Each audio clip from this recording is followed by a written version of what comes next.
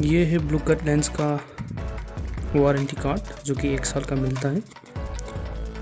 इसे रखते हैं साइड पे और देखते हैं स्पेक्स कैसा आया है। पैकिंग वाइज तो बहुत अच्छा है। Let's see.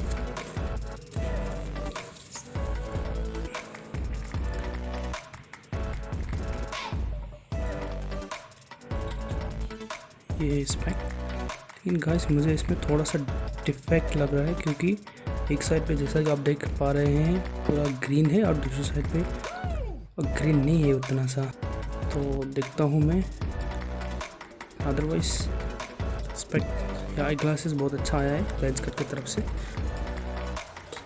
और ये एक क्लॉथ भी दिया है जो कि एक बढ़िया है।